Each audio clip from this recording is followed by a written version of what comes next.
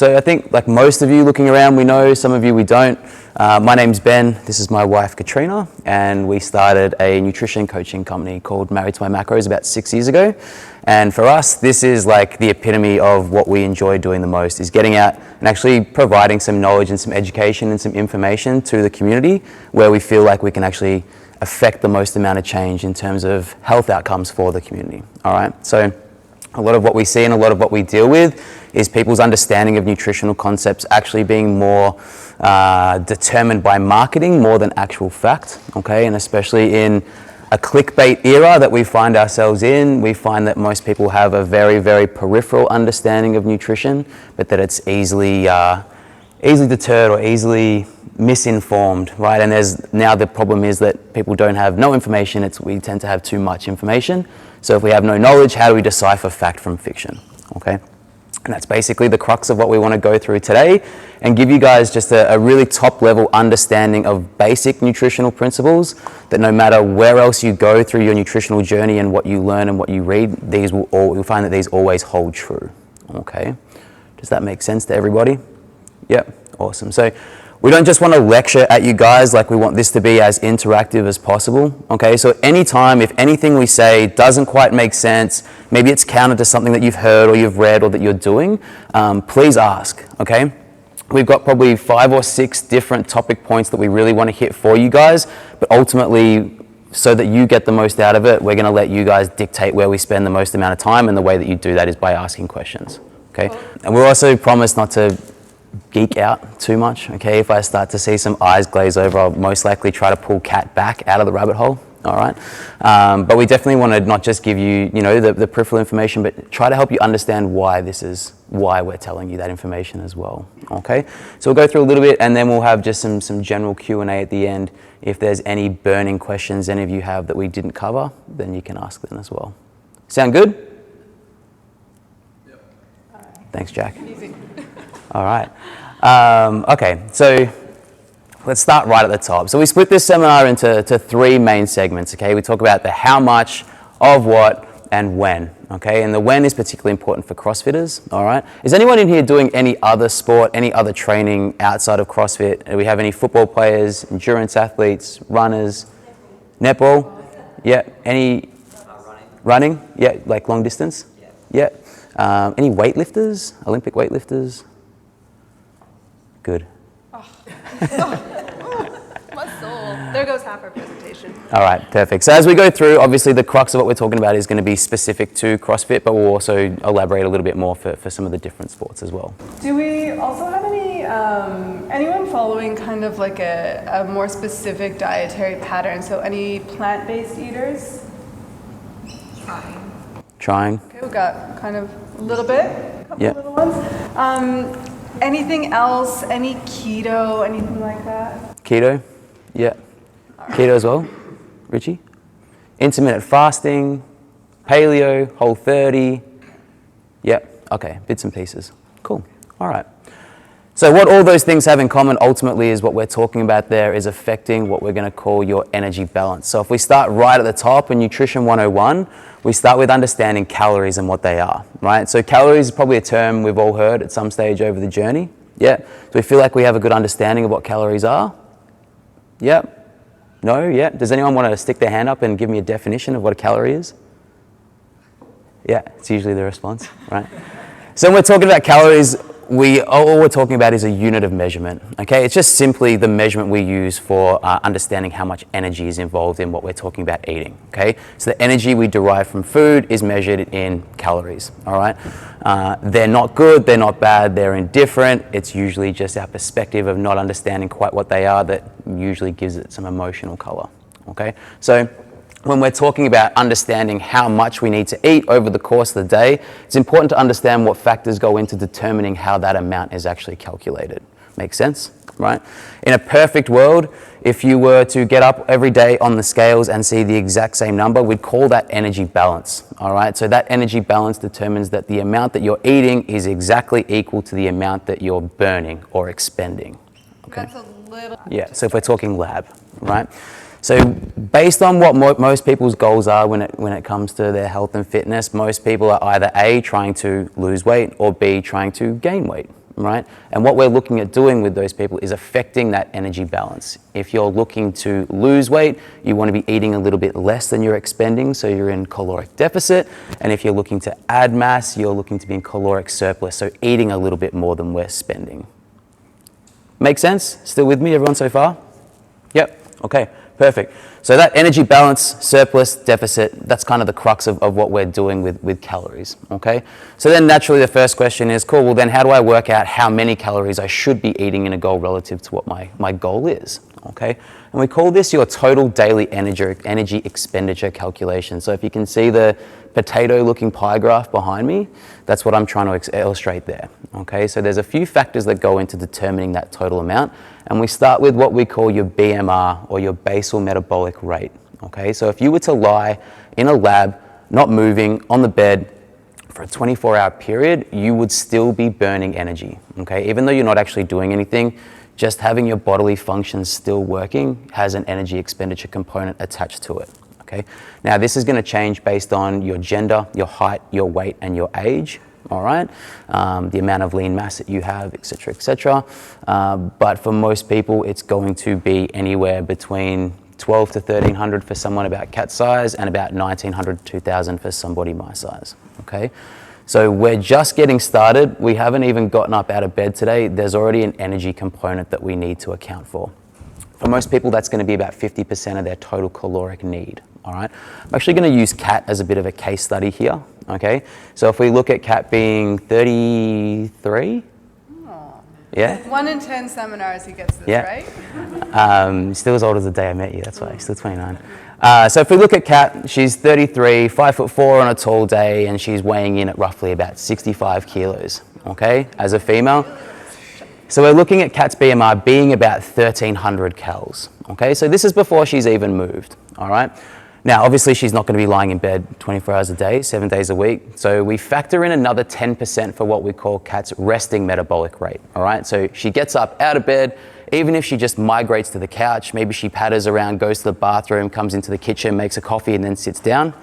That kind of peripheral movement over the course of the day is going to add about another 10% on top of her BMR. Okay, so if we started at 1300, we now add 130 calories on for the fact that she gets up out of bed. Okay, what's the first thing you should be doing when you get up and you get out of bed? You want to make breakfast. Right? So eating in itself, the digestive process, has another caloric expenditure element to it. Depending on what you eat, we can manipulate that. We'll talk about that a little bit more. But essentially, we're going to add another 10% for what we call the thermogenic effect of feeding. All right, so that's the amount of energy required to actually break down food that we're eating. Kat's obviously going to eat a couple of meals and a couple of snacks across the course of the day. Let's factor in another 130 calories on top, again, of that BMR. Okay, so we haven't really done anything yet. We're still at home, we're still in the house, and all of a sudden she's starting to urge on that kind of 1600 calories a day mark. Okay, all right. Our NEAT. So this is probably one that quite a few of you have heard of. This is sort of where the 10,000 steps comes in. So NEAT is our non-intentional or non-exercise activity thermogenesis. Okay, who's got a dog? Cool. Who catches public transport to work? Cool. Who did? Right? Walking to the tram or the bus stop, taking your dog for a walk around the park, maybe once, maybe twice a day. Okay? It's not training, especially for you guys in here as CrossFitters. You're not considered walking the dog for half an hour training, intentional training, but there's still going to be a caloric amount attached to getting through that. Okay? Now, depending on how active you are, particularly with your job, if you are working as a physical laborer, as a builder, if you're wait staff, something that's on your feet, moving around quite often, the CrossFit coaches, right? Someone like Lockie, that can be up to 20% on top of your where we already are for the rest of the day. Okay, so if you're much more sedentary, it's still probably about 10%. Still about 10%. So adding in some additional steps is a great way to kind of increase that. Again, we'll talk about that a little bit later. But for someone like Kat, chasing Mattea around the house at the moment as she gets more mobile, we've got the dog at home, doing a bit more gardening and landscaping around the house at the moment, we're probably looking about that 10-15%. So we're going to add about another 200 calories on top of Kat's daily intake. Okay. So before we've even got to the gym, and this is talking energy balance, so just to make sure she's not losing or gaining weight, Kat would already be at about 1,700 calories for the day, okay? Does that sound like a lot? Does that sound like a little bit? What do you guys think? A lot? Sounds like a lot? Yeah. Yeah.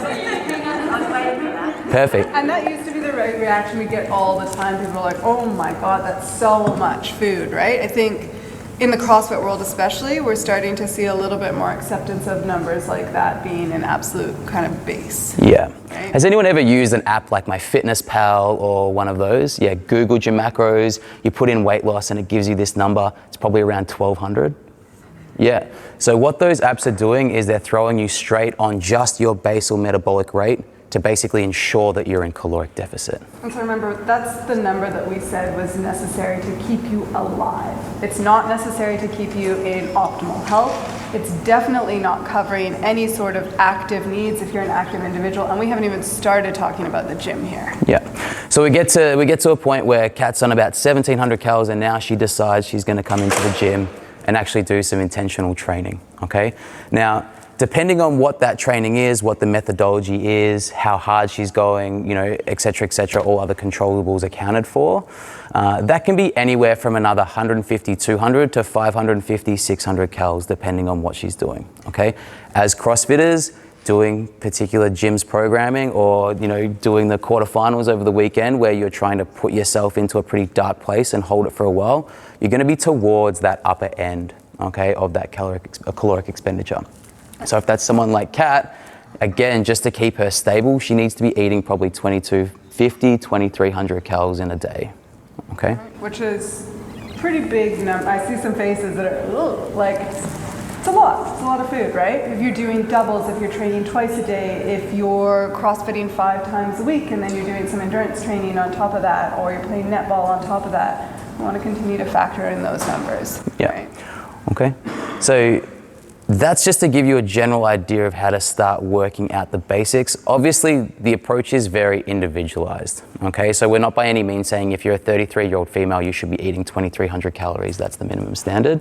We're just trying to give a little bit of a case study as an approach there. And a little bit of context that it might not be 2,300, but it certainly shouldn't be 1,200. Yeah, for sure. Right? So a lot of the time what we see in an effort for many people to lose weight, especially those in the CrossFit circle, is they're actually under eating way too much and it's becoming too hard to actually generate any kind of intensity in their training.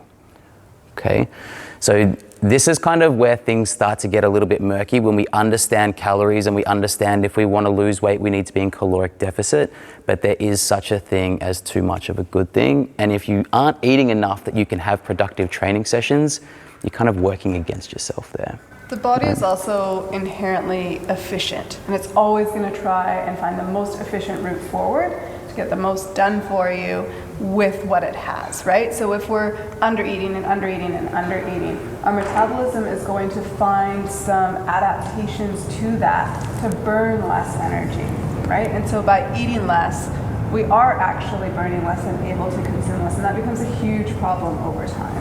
Typically, when you're tired, you don't feel like being active, right? So what we'll typically see is not only a drop off in training intensity, but also in that need, also in that like desire to want to go for 10,000 step walks, right? So it becomes a self-fulfilling prophecy where we're eating less to create a deficit, but then we're training less, so we're just establishing an energy balance back at a lower amount, okay? I guess our philosophy is let's do that the other way. Let's eat more to do more. Yeah. Right? So more results. as Kat mentioned, inherently we're pretty lazy. The body wants to maintain like homeostasis. It doesn't want to change. We've come through generations and generations and generations of like just trying to survive on the bare minimum. Okay. So typically what we can see specifically when it comes to training is if you can go into your training sessions with more energy, create higher intensity, lift heavier barbells, get some extra burpees, that intensity is going to force your body to respond. So the next time you do that, it's not working as hard, okay? If anyone's done any kind of like couch to 5K, how much easier is a 5K run the second or third time you do it? Yeah? Right, so what we're seeing there is already your body's starting to adapt. It doesn't have to work as hard to get the same amount of work done, right? So if you're asking it to do more and more work on less and less fuel, we're gonna run into a few problems and those normally manifest as injury, okay? Any questions on the how much? Does that make sense, how to sort of start to calculate where you should be starting? I think the key takeaways here are Yeah. it's going to be super individual to each person, and it's about a lot more than what you need to survive. We need to take into consideration all the other factors of your day. And whilst we may want to create a little bit of a surplus or a little bit of a deficit to help move you towards your goals, if we overshoot that and put you into too significant of a deficit or a surplus, we're either going to have some negatively associated weight gain, injury, difficulty sleeping, mood issues, craving issues, all of these sorts of other things that start to crop up that should be little alarm bells to us that, hey, maybe metabolically our body isn't so happy, there's something going on here. The biggest tool that you can use to understand how close you are to where your needs lie is how your general levels of energy are. Okay, if you're tired all the time, if you have trouble getting or staying asleep, if you're drinking more than, I'd say, 2 coffees in a day, those are probably indications that you're maybe under eating a little bit. Right? And obviously, I don't want to point Beck out, but like given the specifics of her goals and what she's been doing, that's part of her sport specifically, right? It's a very unique situation. Okay, so if you are feeling tired a lot of the time, this is a really good place to kind of knuckle down and have a look at really where intake lies relative to how hard you're working in the gym. What's really nice about this is our body is actually quite responsive, and oftentimes when we get people on program and we start feeding them an amount that's a little bit more appropriate to what they're doing, we often see change very, very quickly in regards to those energy levels, oftentimes within a week. Sometimes 2 weeks at the kind of far end of things, and we kind of say, first you feel it, then you see it, as in the change, and then you hear about it, right? Oh, you've been doing something differently. I can see there's something different for you. Yeah. So it's those energy levels, if you get on a intake that's appropriate to you and a composition that's appropriate to you, you should be able to see a change pretty quickly for the positive. Overtraining is a word that gets thrown around a lot, especially in CrossFit. And what we're seeing for the most part, it's not that you're training too much, it's you're under recovering. And most people, like we said, are kind of eating too little to kind of keep up with the training load that they're putting in, okay? Now, if that wasn't complicated enough, here's the kicker, right? You're not doing exactly the same thing every day as far as your expenditure is concerned, so you're always chasing a moving target, right? Which is why we tend to look at averages over a week or over 2 weeks or over a month. We're not having people eat different amounts every day based on what their training is, okay? It's just way too hard and it's not sustainable, and when we do anything with our diets, we should be looking long term to see how practical is this in the long run, all right? There may be some unique cases where we do start to alter things a little bit, but that's definitely an advanced and should be reserved for specific individuals. By and large, the majority of us are going to get the massive benefits more from consistency than from altering a profile. Cool. Any questions on calories, TDEE, metabolic adaptation? Now we're good? Cool. All right, we figured out, cool, I know exactly how many calories I want to eat over the course of the day. This is where I'm going to start. Next question becomes, well, where do I get those calories from? Okay, so now we start talking and understanding macronutrients, all right? So the 3 main macronutrients we're going to talk about today are, does anyone want to give me, without looking at the board, guess? And? Yeah, fats, carbs, and protein. Okay, so everything we eat, like we said, is going to have a caloric amount attached to it, and everything we eat is going to fall usually into predominantly one of those 3 categories, especially when we're talking about whole foods. But if we're eating a lot of processed food, we're going to see a lot of mixed macro stuff, which, as we'll get into, is usually a bad sign. Right? Usually ends up being quite detrimental. Okay, so when we will go through the different macros first. Yeah. Starting with the king. Protein. Let's start with protein. Yeah. Throw me some examples. What do you guys eat on a daily basis that makes up your protein intake? Greek yogurt. Eggs. Yeah. Chicken. Yes? Yeah. Yeah, meat product, seafood, dairy for the most part. For my plant-based eaters? Lentils. Lactose. So the thing with plant-based proteins, 2 things that we need to highlight. One is that with the exception of a very few number of items like spirulina and soy, most plant-based proteins are incomplete proteins, meaning they don't have the full amino acid profile, meaning we've just got to mix and match them together in order to get that benefit, right? The other thing that's pretty noteworthy about our plant-based proteins is by and large, they are predominantly carb sources with a little bit of protein in them. So that would be like your beans, your legumes, some of your grains, things like that are going to have a protein component, but they're largely made up of carbs. Things like nuts, we're going to see are largely fats, but they've got a protein component as well, right? Dairy products, even things like that. So the plant-based proteins are not what we would call primary proteins. So we just need to be a little bit cognizant of how we're combining them and the other macronutrients that are associated with what we're eating. Because, you know, obviously we might love to sit there and smash a bag of nuts and say, hey, that hits my protein goals for the day, but it's also going to send your caloric intake way through the roof in terms of those fats. Yeah. Right? So protein kind of, it got a little bit of a bad rap coming out of like the 70s and 80s as basically just associated with, you know, Ronnie Coleman, Arnold Schwarzenegger, the whole bodybuilding scene. And yes, protein is fundamentally the most important thing when it comes down to the laydown of new muscle mass, okay? But it also serves a lot more functions in the body than just gaining, all right, and mass gaining. So protein's also largely responsible for the function of our immune system, okay, which given the current climate is super important.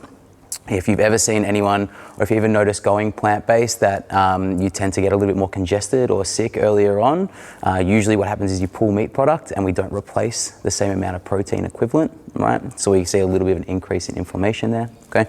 But also our carrier transports, right? So basically the ability for your cells to talk to other cells is largely due to the quality and the amount of protein that you're getting. And to shift those other macronutrients into different locations where they're needed. You can be eating all the carbohydrate in the world, which we'll get into in a second, but if you're not eating protein to carry it where it needs to go, it's of little benefit to you, right? As we mentioned before with the thermogenic effect of feeding, protein is one of the macros that can actually boost that up a little bit. So if anyone's ever been to a barbecue and just gone ham on the meat and you start to sweat, has anyone had that experience? Yeah. That is literally your core temperature increasing because of the work it's starting to take to digest that protein down. Okay? So if we understand like wanting to make the most of increasing our total daily energy expenditure, having a decently high protein diet can actually give us a little bit of an extra edge there. Okay? Now when I talk about high, obviously words like high and low is going to be relative. Kat, how much do you reckon protein we should be eating in a day? So generally, and there has been some debate about this within the community for a long time now, generally what we recommend for our CrossFit athletes, our endurance athletes, anyone who's living an active lifestyle, older individuals, individuals with specific needs, pregnant, breastfeeding, younger individuals, so basically what I'm saying is most everyone, about 2.2 grams of protein per kilo per day. For our plant-based eaters, that might actually be a little bit higher because they're eating incomplete proteins, the proteins aren't quite as bioavailable. That can be a little bit hard to do, so we need to kind of suss that out individually. But what does 2.2 grams per kilo per day, what does that mean? What does that mean? So we're talking about grams of a macronutrient. If I'm talking about grams of protein and I'm saying your goal, say for Jack for instance, is around 200 grams of protein per day, that's not 1 200-gram steak and he's made it, right? That's a very fundamental thing to understand that most people miss, is that you have grams of protein and you have your protein sources, which are like your meat products, et cetera, the ones we went through before. So a 200-gram chicken breast, for example, is roughly 40 grams of protein. Okay, so if Jack is going to get all 200 grams of protein from his chicken breast, he's going to be eating roughly 1 kilo of chicken breast a day, which anyone who's ever tried to do a bodybuilding program, it's like chewing cardboard, right? So the likelihood that he's going to be able to do that is pretty low. Or based on whatever our dietary preferences are, it doesn't necessarily change the amount of protein you need. So based on those preferences, it can actually make that a little bit harder. Okay, so I get a lot of people coming to me, particularly from, say, bodybuilding backgrounds, those types of backgrounds, and they're on 2.5 or 3 grams of protein. And we start to peel them back and they're, whoa, but my protein is so important. Absolutely it is, but there is no evidence to date which shows that exceeding 2.2 grams per kilo is going to help with any sort of acquisition of muscle. Okay? It's not going to help you stack on more. You're just eating a very expensive macronutrient at that point. There's also no evidence that it's going to be detrimental for a healthy human being, so someone who's got normal kidney function. If you want to go a little bit higher, it's not necessarily going to hurt you, but it's not going to help you either, right? And for kind of like a really complete balanced diet, we don't want that to be taking over for other nutrients that we could be eating. The few situations where we might bump someone up beyond 2.2 grams is if they're in a very significant deficit, which we would recommend only being in for a short period of time, because if you're losing weight, having that slightly higher protein intake can actually guard against some muscle loss, because obviously we want fat loss, not indiscriminate weight loss. We don't want to lose the muscle we've worked so hard for, right? That's probably one of the only situations where there's actually any benefit to going beyond that standard recommendation. And certainly for some people, we might drop that recommendation a little bit as well. And our aging population too. So as we get older, our appetite tends to diminish, but again, our protein need usually increases. And what they do when they're looking at predicting longevity and quality of life in the older population is they're testing their grip strength, right? So their lean mass and their foot speed to make sure if they fall over, they have the ability to get back up, basically. So with our older population, we want to make sure we're conserving as much of their lean mass as possible, because the likelihood of them building any new lean mass is pretty low, okay? Carbs. Any questions about protein? The best way without needing to really like measure and weigh and track and everything else with your protein is simply just to make sure you have one of those protein sources we discussed earlier present with every meal or snack that you have. And you're looking for probably, I'd say at a minimum, like a palm-sized serving for most people. Again, a little bit more for some, a little bit less for others. If you're doing something like intermittent fasting and you're only eating 1 or 2 large meals a day, then we're certainly going to need more than that one protein source getting in that eating period, right? So that's something to consider as well. If you look at your plate and you're not quite sure where your protein source is, or if you have to dig through the salad in order to find the bits of chicken, it's not enough. Okay, general rule of thumb. Is there a practical upper limit for each meal? Yes, I would say. Yeah, so there is some debate around how much can we absorb at one time. And that, unfortunately, is not something that we can answer without sticking each individual in a lab, because it varies so greatly and is determined on such a large number of factors. We generally say the optimal amount per meal is about 40 grams, which is about 1 chicken breast. But again, dependent on your protein needs, which are going to be dependent on your size, we might need to go a little bit above that. Because it can be hard to set your clock and eat protein every 2 hours, right? That might just not be practical. So usually a good size serving of meat, maybe a little bit beyond that. Yeah. It's kind of the upper limit. It's like Kat said, it's a practical application too. So if you're working 9 to 5, you only get 1 lunch break and you're busy on either side, are you going to be able to get 6 meals in over the course of the day where you can have 40 grams in each meal and it's all perfect? Probably not. What's a good protein snack without getting into something that's Greek. commercially made? Greek yogurt's a good one. Yeah. Beef jerky's a really good one. Yeah. Small can of tuna. Okay. So protein shakes, that's another one that we can always go to. Definitely we want to get the bulk of our nutrition from whole food formats. But protein shakes, so long as they're not loaded with sugar or sweeteners or a lot of other junk, there's no problem with them. Where the problem comes is when people would rather consume 3 or 4 or 5 protein shakes a day and not need any real food. And the problem with that is when you're eating a piece of chicken or a piece of steak or some Greek yogurt, you're getting a lot of other nutrients, not just the protein. And those nutrients work together in your body to create the magic, right? So we don't necessarily want to miss out on that for having this isolated shake. But if it's the difference between you increasing your protein by 30 grams in a day or not, absolutely.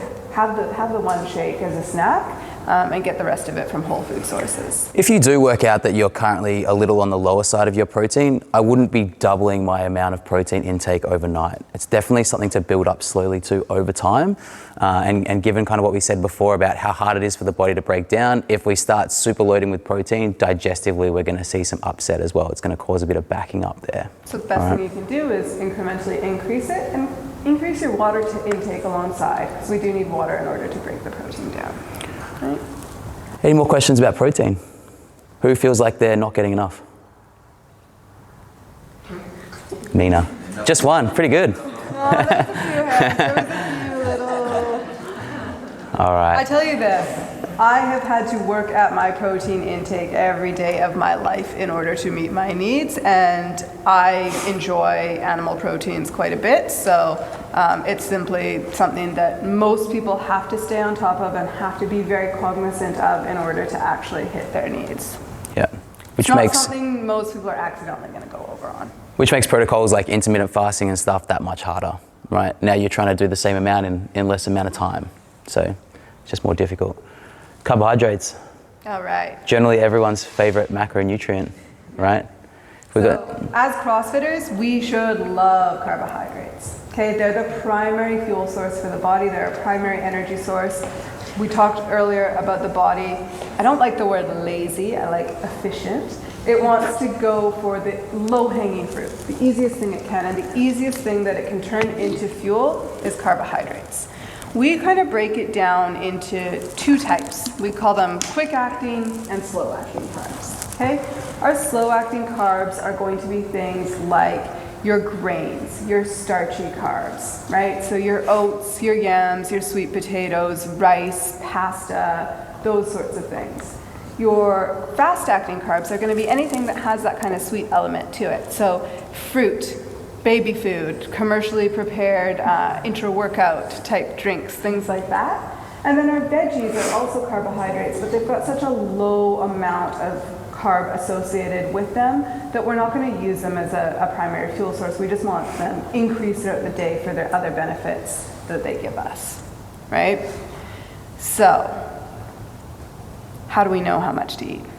This is a tough one, right? Carbs got a bad rap and kind of still do because of the overconsumption of carbs, particularly processed or refined carbs, right? If we think about things like cookies and cakes and candies and like all the good stuff. Sodas. Soda, another good one. Super, super high in carb in a super concentrated form, very easy to overconsume, okay?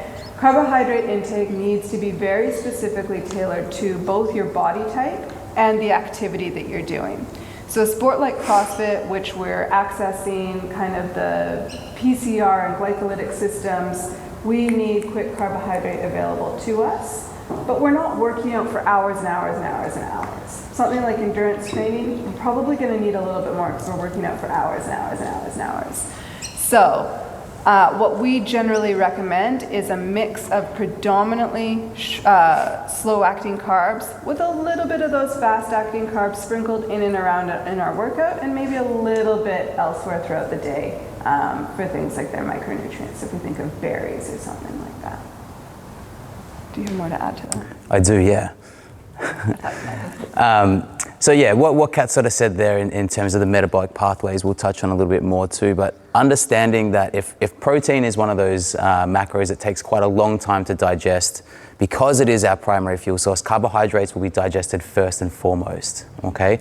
So if you're about to walk into a workout, having something high carb is super beneficial. We're about to go and use it, that's when we want it. But if you're just kind of hanging out at home, you've woken up, you're not training till the afternoon, and your first go-to is like a big bowl of sugary cereal, because we're not going to use it, it's going to digest super fast, we're going to be hungry again in about an hour's time, right? And that's where that overconsumption can start to happen and occur. And what happens with carbohydrates when we ingest them is they get broken down into glucose, right? Glucose is kind of moving around through our bloodstream. If we're active and we need some energy, that's what we're going to tap into right away.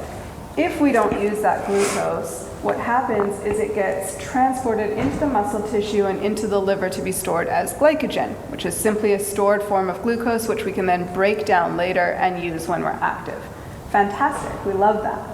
However, we also only have a limited amount of storage space in our muscle tissue and our liver. Now, the more lean mass we have, the more storage space we're going to create, which is excellent. And there is some genetic individual variability in terms of how much storage we have, and also how effectively we transport those glucose molecules into the areas for storage. If we're not storing it in our muscle and our liver, what happens is it gets converted to adipose tissue and we store it as fat. okay? Which is obviously not what we're after. And so that's where it becomes kind of important to look at how much we're consuming relative to our output and relative to our body type, which we'll touch on a little bit more in a sec. One question we get a lot is, can you be a CrossFitter and use a low carb diet approach? And the short answer is yes, but I would just be making sure that I'm getting the greater majority of my daily carbohydrates around my training to continue to facilitate good training. And there are going to be absolutely genetic differences that determine whether someone responds better to that or not as well, right? So it might work for one person, right? Might work very well over here, and you may find that, oh, over here, now I'm coming into the gym, I feel like crap, I'm not doing very well on my workouts, not getting anything very effective and kind of just dragging through the rest of my day, right? Yeah, so if you are someone that has a big bowl of oatmeal or a big bowl of pasta and then just wants to have a nap on the couch, that might be a really good indication that you probably don't respond super well to a super high carb intake. But if you're bouncing off the walls after that same meal and itching to train, then have at her, right? Cool. Fats. All right, fats are probably one of my favorite. Throw me some examples. What are the fats that you kind of consume in your diet on a daily basis? Avocado. Yep. Beautiful. Nuts. Yep. Olive oils. Yep. All your oils. Cheese. Yep. Definitely a lot of your dairy products are going to be a fat and protein component too, right? Any of your nuts and seeds, any of your oils, as you guys mentioned, some of your fish, things like that. Those are going to be your primary fat sources. Fat's super important. They act as a stored energy source for us, which we may or may not want tons of, right? But I think by and large, one thing that we need to understand about them, and they've kind of got a bad rap again in years prior, is that fats form the basis of our steroids and our hormones, right?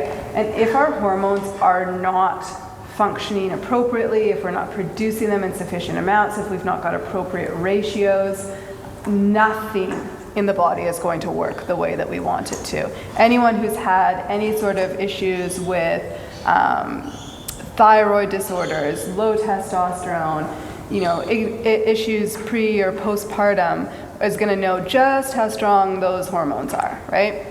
We want to be able to build testosterone, all of us. Women, men, all of us. We want to be able to build those sex hormones. We want those to be working so that we can function both within and outside of the gym. And if we're not getting, I would say from pretty much everyone, at least 20% of our daily intake from good quality fats, we're going to have a really hard time producing those hormones.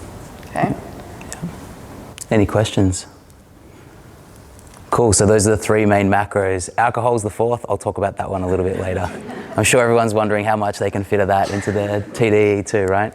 One more thing that I would want to mention about fats is that whilst Ben said carbohydrates are the fastest to digest and get absorbed into our bloodstream, fats are the slowest, okay? So that has some pretty big implications for when we eat them, particularly as it relates to our workouts. Yeah, cool. All right. So what we tend to find is that in terms of body types, people tend to fall into one of three categories, and there's a few people that are kind of in between, but essentially what we see is there's three major body types, okay? And based on those body types, we have a pretty accurate starting point of what kind of macronutrient composition your diet should have, okay? So if we start with the first, all right, the ectomorph, you've got mates who are tall, skinny, super lanky, they kind of like get away with eating like shit basically, and they never seem to put on any weight, right?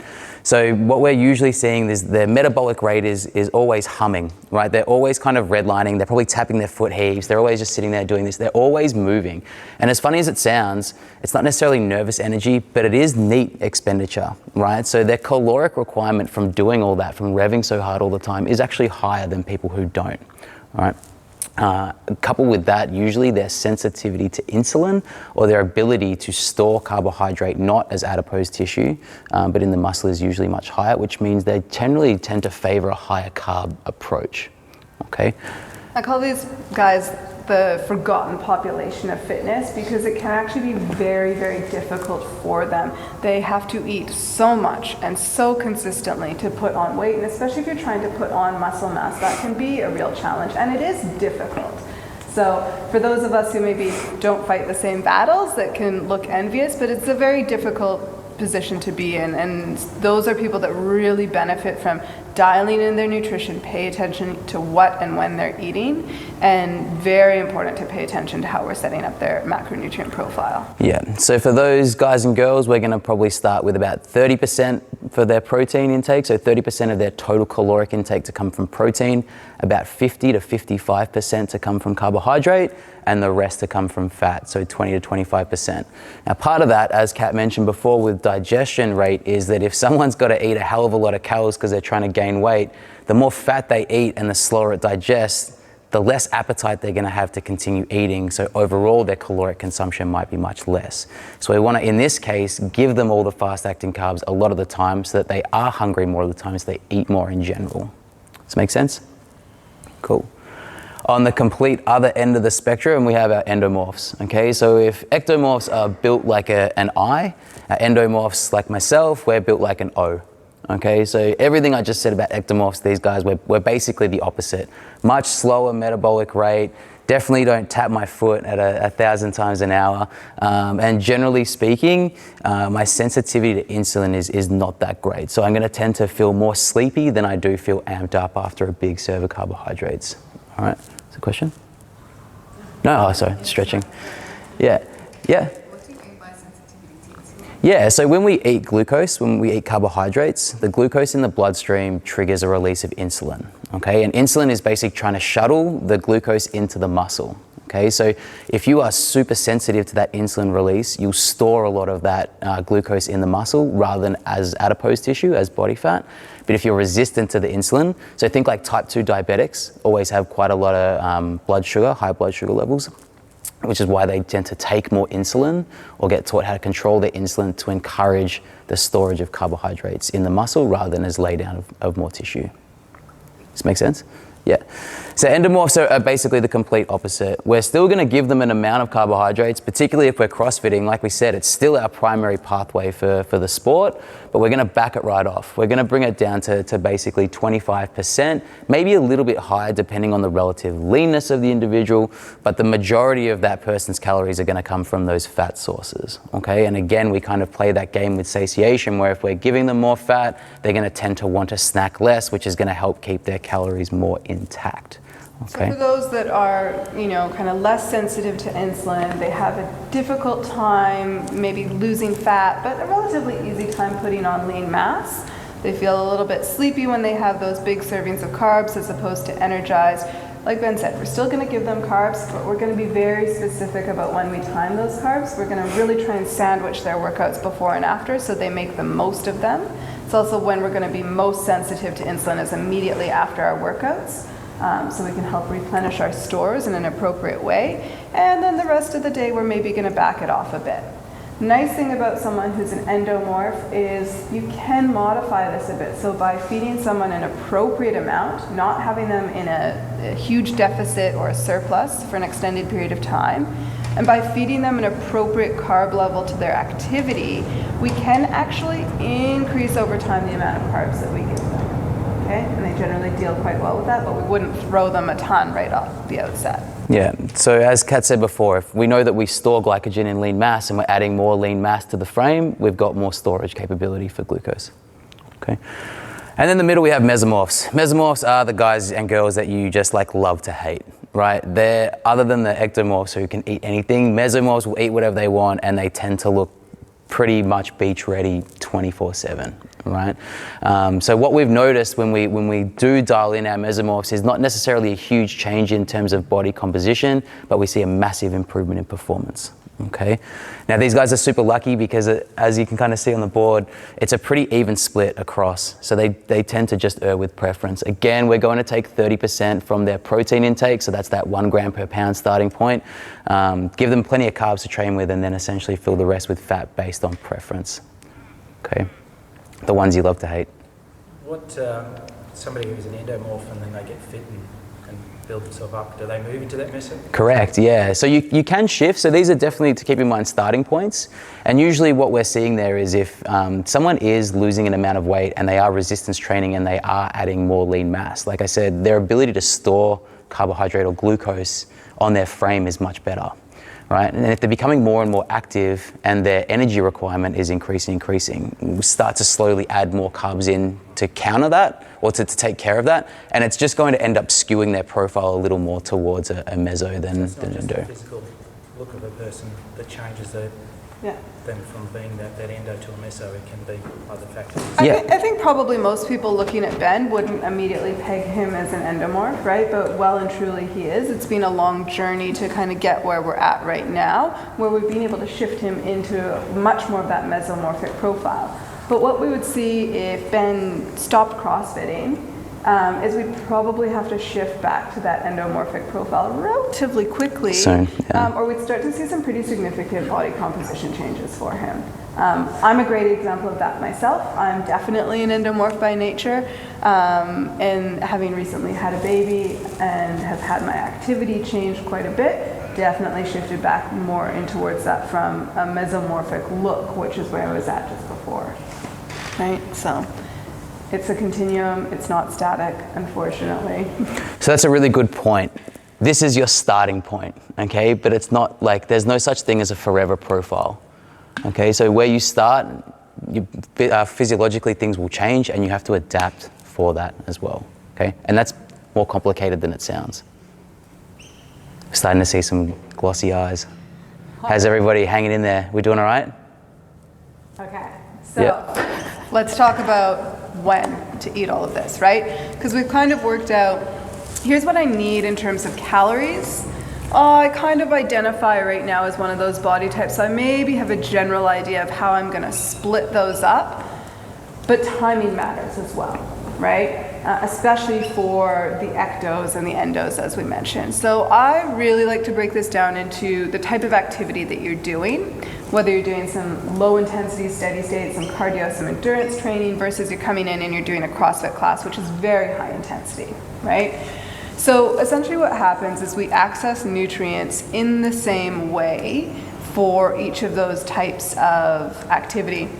With CrossFit, as I said, body is going to go for the low-hanging fruit. It's going to go for any glucose that's available, that's floating around in the bloodstream. We're going to make quick use of that and move on.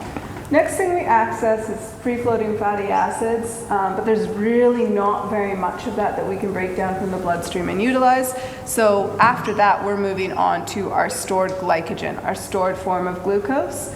And so with that, it takes a little bit of time for our body to get those kind of out of the muscle tissue and the liver, break them down and churn them back into glucose to make them available to us.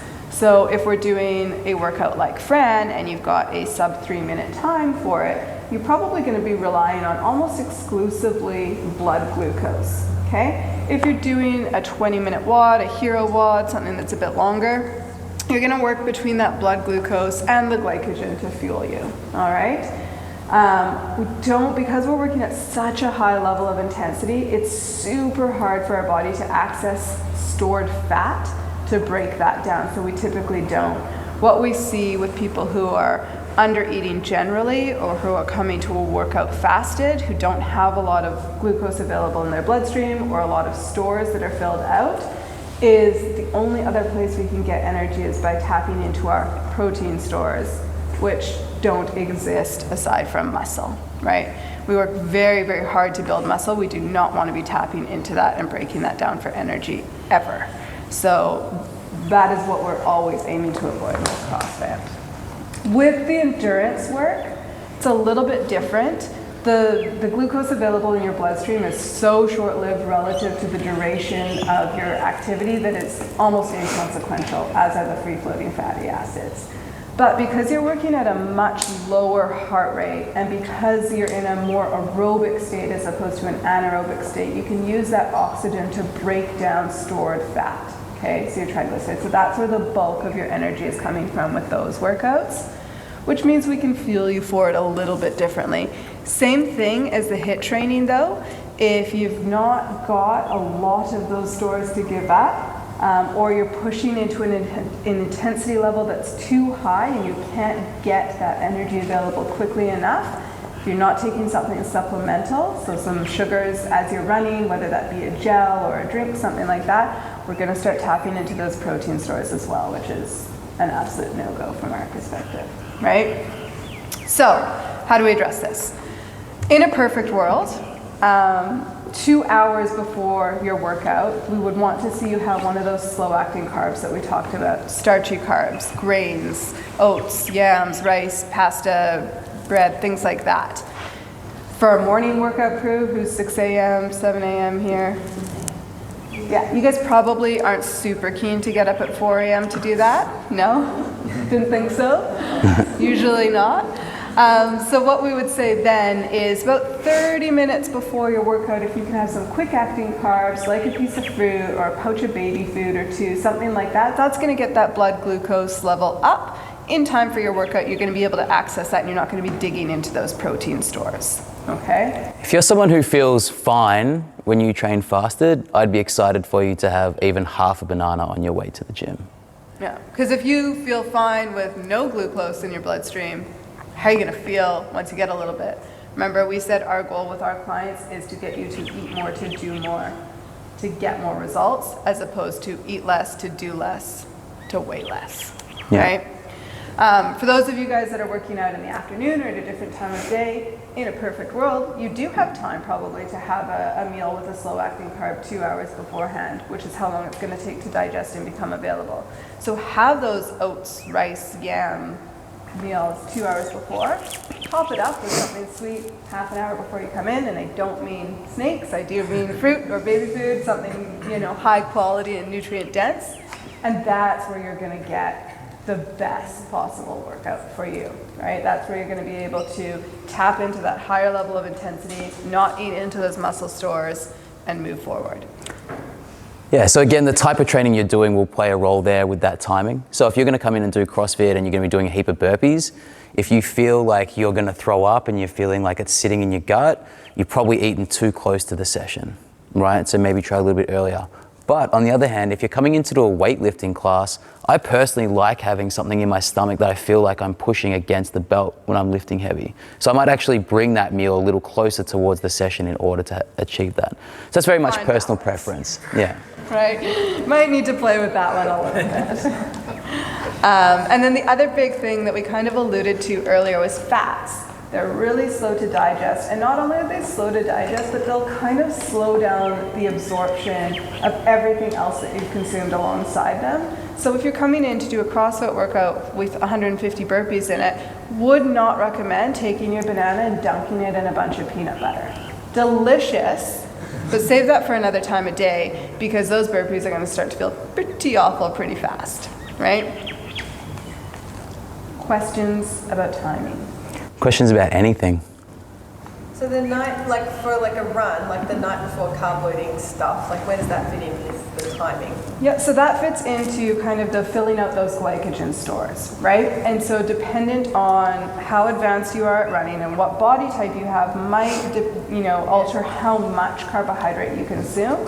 But I would definitely say you're going to want to go into that with some filled up stores. So probably we're going to want to slowly creep that carb intake up over time. If you have difficulty with utilizing it, if you don't have difficulty, let's go for it.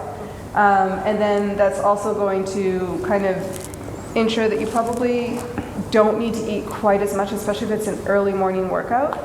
But the more you can get in the appropriate context of a total daily intake, leading into that run, the better off you're going to be.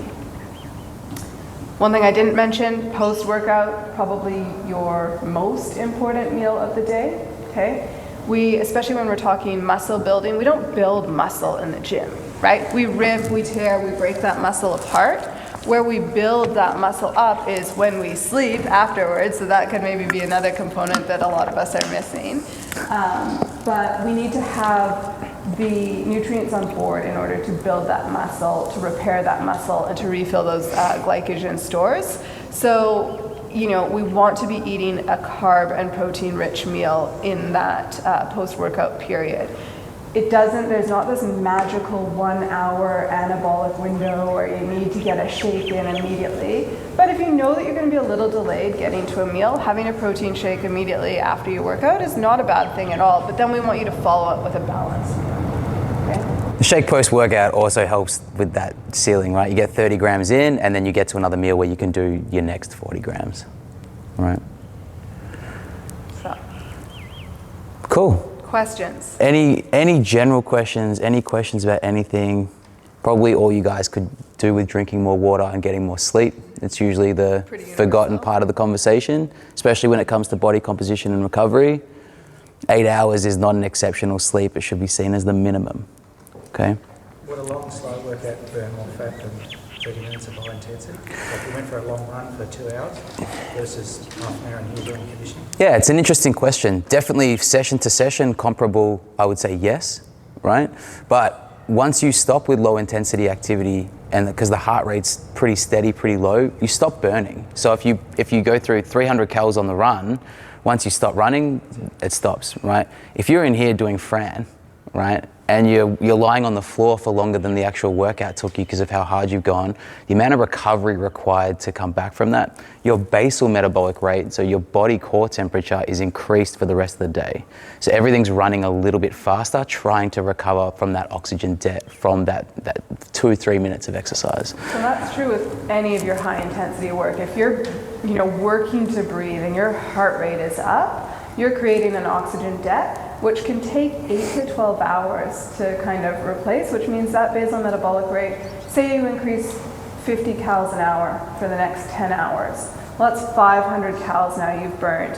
After your session's done, when you're just resting, versus, okay, maybe I only burnt 200 calories in the session, well, I'm still, that's 700 calories for the day, say, right? Versus a long, low, slow run, yeah, you absolutely probably burnt more in the hour that you were doing it, 300 calories, but comparable over the day, your hit's probably going to be more effective. Fasted cardio was a huge thing for a little while. People were talking about like increased fat burn, and essentially they're kind of right? Like, and that's usually what we see is happen. They take a little bit of science and they kind of extrapolate from it. But what the research actually indicates is maybe there's a little bit more general fat burn over the short term, but long term, it's not necessarily an advantageous strategy. And that's like we said before, we should be looking long term before we do anything. And I think that's one of the things that really gets missed in CrossFit, and especially for our morning workout crew, who it's not necessarily super convenient, or you don't feel like eating when you get up, and I feel fine doing my workouts and I'm getting my fasted cardio in. Right, but again, it's really fasted cardio versus regular cardio over the long term, no discernible difference in outcomes. And are you actually doing less, right? Where you could be doing more. Other questions? I've made a couple eyes glaze. And that. Does that make sense? Like, the other thing I guess to keep in mind too is it's incredibly hard to know what needs to change if you're not quite sure where you are now, right? So if you're wondering what needs to change, I would say like even something, keep a bit of a food log or journal for a week or 2 weeks and just start to sort of see what your habits are and what your patterns are, right? Most of our habits and behaviors are subconsciously dictated anyway. So it's very hard to look back and actually be pretty accurate in terms of what we're doing. We have no idea. We're just kind of doing it without thinking, right? So if you're looking to make changes or you're feeling like you could be doing things better, start by trying to understand what you're currently doing and then apply back to here and see what needs to shift. And hopefully from today, there's 1 or 2 little key takeaways of things that, oh, you know what, maybe I'll try that. What I would suggest, Ben's exactly right, figure out what you're doing right now. Whether you're taking pictures with your phone, making a food diary, something like that, that can be a great tool to see where you're at. If you're going to make changes to what you're doing, 1 or 2 changes at a time, and give them a good solid run of 2 weeks to see how your body responds. If you make 10 changes all at once, you have no idea what worked and what didn't. And if you make 10 changes and execute each for a day, you've not given anything a chance to work, right? So when people come to us for coaching and you're just sitting there doing the intake and you ask what they've done in the past. Now, I've done everything. I've done every diet. I've tried every protocol. Well, that's probably a cue to us that if you've done everything, you probably haven't tried anything for long enough for it to be really beneficial for you, right? So pay attention to how's my energy, how am I sleeping, how am I recovering from my gym sessions, what's my natural appetite telling me, things like that, to see if those changes that you're making are having a positive impact. Yeah, your energy and your digestive system, they're your 2 biggest cues. If you're feeling bloated all the time, if you're feeling like things are inflaming you and you just feel like things aren't moving through, that's generally a reaction that the body's struggling to process whatever it is that we're eating. And digestion shouldn't be an arduous process on the body, right? It should be relatively easy.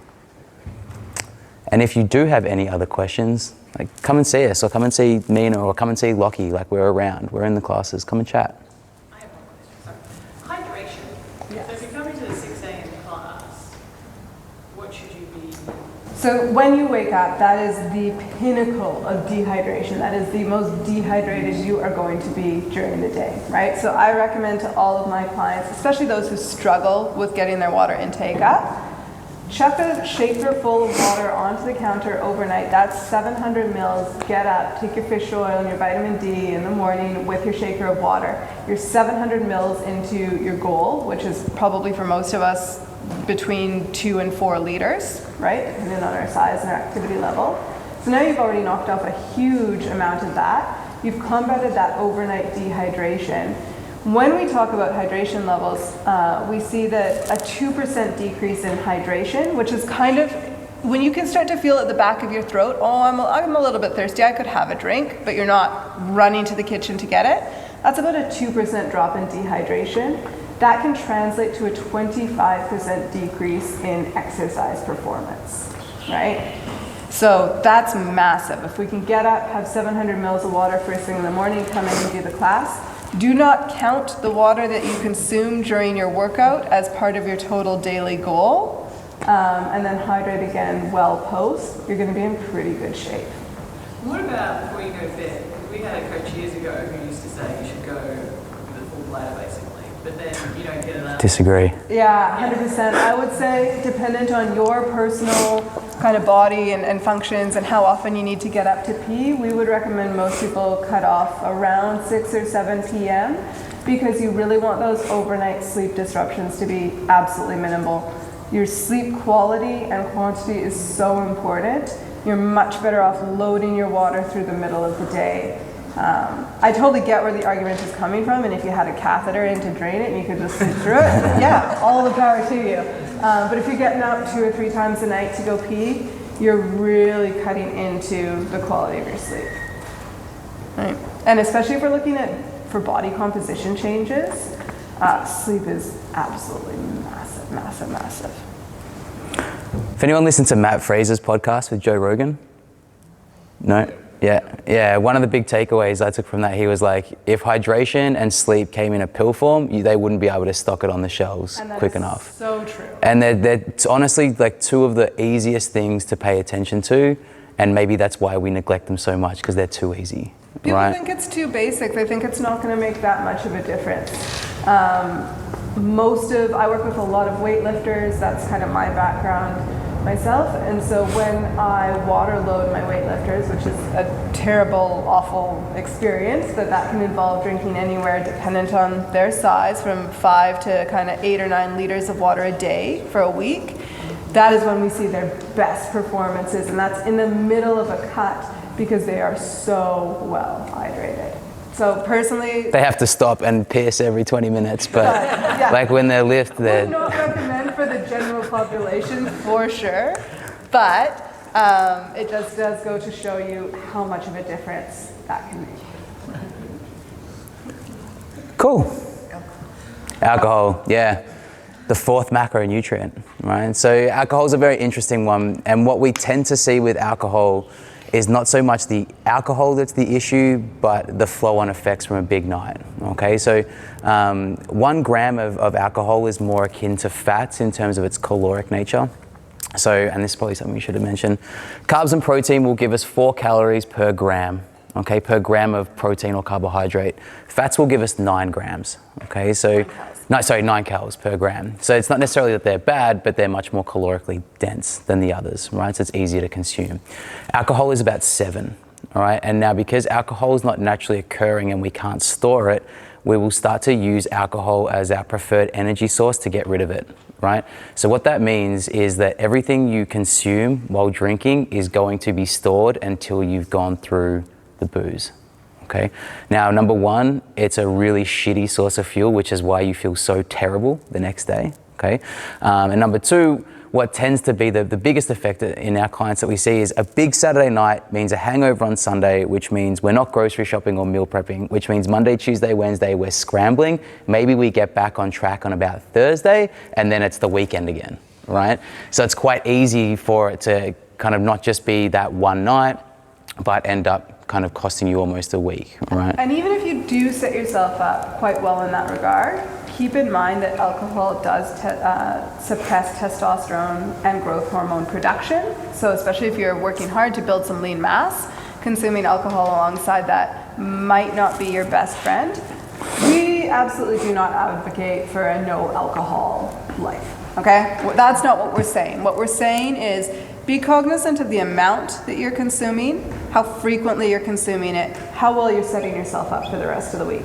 Absolutely fine to go out and have the cocktails once in a while, but if you have, committed to, I want to be beach body ready and I want to have that six pack and I want it by this date, and you're going out and you're drinking, pretty decent amounts 3 nights a week, your goals are not congruent with your actions. Okay? So just make sure that you're really considering how you're balancing that. It also stops you from getting into that deep restorative sleep too. Unless which just you compounds. can sleep more than 12 hours after you've held alcohol, and then you actually get into better restorative sleep, but I don't know anyone that can do that. Can do that. All right. All right. Any other burning questions? Anything we said today that doesn't make sense or doesn't fit with what you've heard in the past that you're just not quite sure on, you'd like a little bit more clarification? Maybe come and chat to us if it does. Probably everyone's getting numb butt, sitting on the floor and cold, yeah.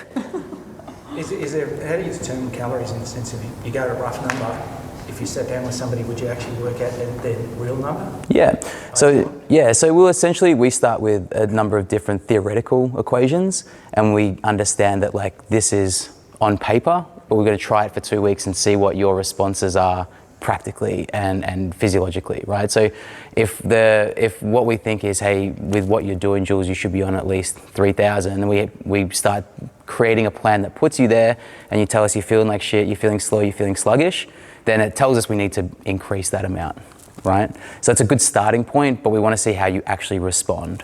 There's no formula for it though, you don't just look at work on a BMI or anything like that. There is a formula. Well, yeah, there's formulas, but it gives us a starting point. It's not a true absolute. Yeah. Manipulate that number. Yep. Yeah, absolutely. So, and over, we've been in business for 6 years. We've worked with probably thousands of individuals at this point. We have learned some lessons, generally speaking, about our different groups of athletes and non-athletes and where those formulas would have them sit and what the actual reality tends to be a little bit more like. Because whilst BMR is a pretty solid equation, a pretty solid formula, total daily energy expenditure is a lot more of a confluence, a mix of art and science. And so, yes, you can absolutely go and you can use a calculator. You can find an online calculator for it if you just type that in. You need to take it with a grain of salt, and you need to test how does it apply to me, right? And go based off that, because your body, you're the only one living in it. You need to take that feedback into consideration. It's also got to do with what you've been doing leading up to that point too, right? Like if you've been trying to drop weight for 2 or 3 years and you've been bouncing around that 12 to 1500 cal mark, and then we put your information into the equation and it says, hey, 3,000. Like there's going to be some issues there if you start at 3,000 the next day, right? Is that a common thing though, that most people are not under? Yep. Yeah, especially not so much within the CrossFit community, but definitely within the wider community. Most people have, in an effort to lose weight, have been in a huge deficit for an extended period of time.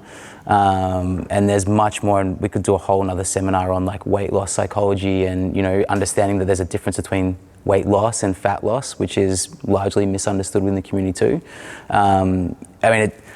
Unfortunately, we're in a community where it's almost like any kind of weight loss is celebrated. And the truth is, unless we're actually trying to do that, then that's not what we want. That's not a good thing, right? And arguably the opposite with weight gain too, right?